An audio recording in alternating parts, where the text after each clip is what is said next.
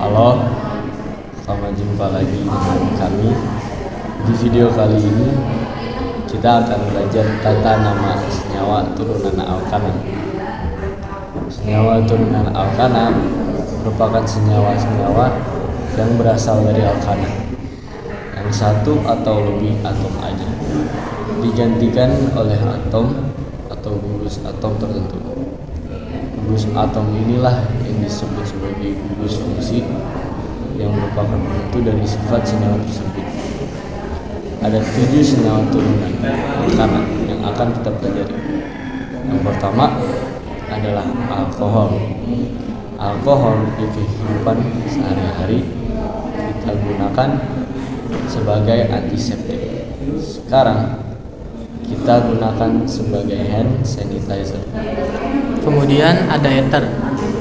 Ether ini digunakan sebagai pelarut dan juga sebagai obat bius atau anestesi. Kemudian ada aldehid. Aldehid ini contohnya formalin. Kemudian ada senyawa keton. Keton ini digunakan sebagai pembersih cat kuku atau kita mengenalnya sebagai aseton. Kemudian ada asam karbosilat. Asam karbosilat itu contohnya cuka. Selanjutnya ada ester. Ester ini merupakan senyawa turunan alkana yang memiliki aroma bermacam-macam. Ester ini digunakan sebagai esens di kehidupan sehari-hari. Kemudian yang terakhir ada haloalkana atau alkyl halida. Haloalkana ini digunakan sebagai obat bius juga, kemudian kita jumpai di rumah kita sebagai freon atau zat pengisi AC. Ini merupakan gugus fungsi dan rumus umum untuk senyawa turunan alkana. Yang pertama ada alkohol. Alkohol ini memiliki gugus fungsi OH, cirinya adalah OH. Kemudian ether, cirinya adalah O yang mengikat alkyl di kedua sisinya. Kemudian ada aldehid. Aldehid itu cirinya ada C yang berikatan rangkap dengan O dan juga mengikat H, tangan satunya mengikat alkyl. Sedangkan keton C berikatan rangkap dengan O. Kemudian kedua tangan yang lain itu mengikat alkyl di kedua sisinya. Selanjutnya ada asam karbosilat. C-nya, C mengikat O secara rangkap dan juga mengikat OH. Kemudian satu tangan mengikat alkyl.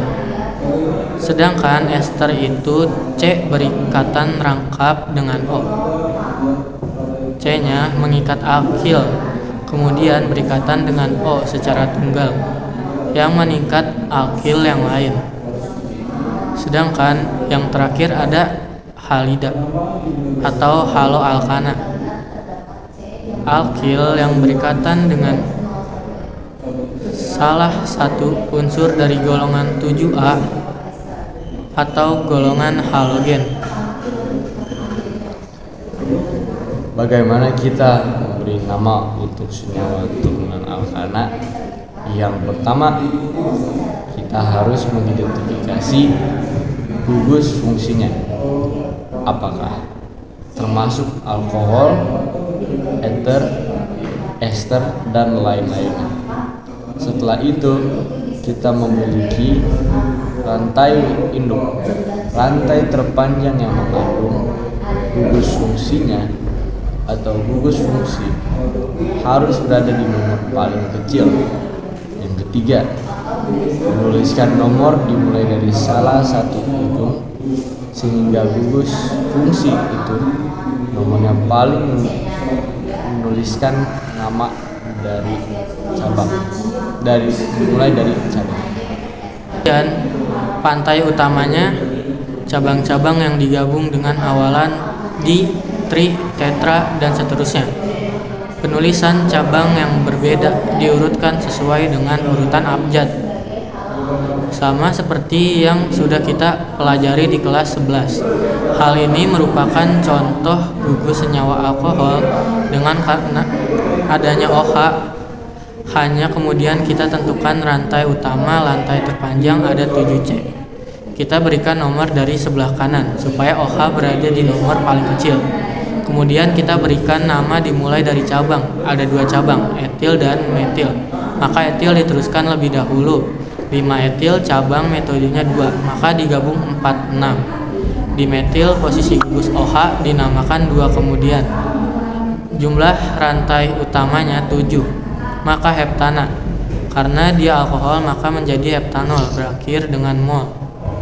Kita lihat tata nama untuk urutan alkana yang lainnya. Jika kita mendapatkan struktur seperti ini, langkah pertama kita lihat gugus fungsinya. Karena dia ada OH, maka struktur ini termasuk ke dalam senyawa alkohol. Langkah pertama kita tentukan rantai utama, rantai terpanjang yang dapat dibentuk di mana OH harus berada di nomor paling kecil. Maka kita berikan nomor dari sebelah kanan 3, 4. Penamaan dimulai dari cabang. Cabang ada di nomor 33 metil, kemudian posisi OH ada di nomor 2 rantai utamanya, jumlahnya 4. Maka butana, karena dia alkohol menjadi butanol berakhiran dengan mol. Jika strukturnya seperti ini, kita lihat di sini ada O yang mengikat alkil di kedua sisinya. Maka senyawa ini termasuk ke dalam senyawa eter.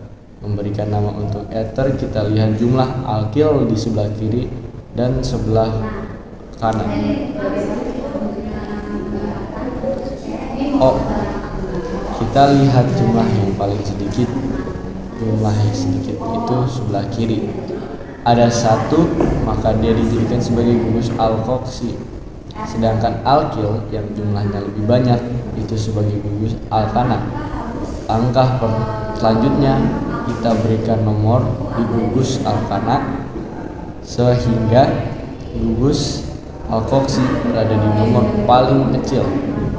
Kita bisa memberikan nomor dari bawah 1, 2, 3 sehingga namanya adalah 2.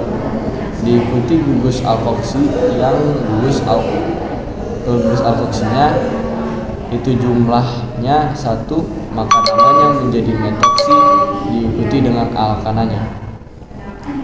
Jumlah C-nya ada 3. Namanya menjadi 2 metoksi propana.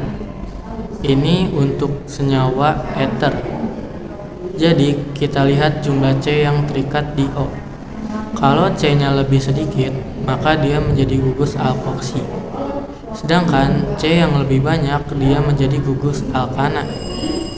Jika strukturnya seperti ini, ada C berikatan rangkap dengan O dan H, ini artinya gugusnya adalah aldehid. Untuk aldehid, gugus fungsinya atau C yang berperan sebagai gugus fungsi, dia harus masuk sebagai rantai utama dan berada di nomor 1. Sudah kita berikan nomor dari sebelah kanan 1, 2, 3, 4. Penamaan dimulai dari cabang terlebih dahulu. Di nomor 3 ada metil, kemudian rantai utamanya ada 4 menjadi butana. Karena dia aldehid berakhiran dengan al menjadi butanal untuk aldehid. Gugus fungsinya C yang mengikat O dan H itu selalu di nomor 1.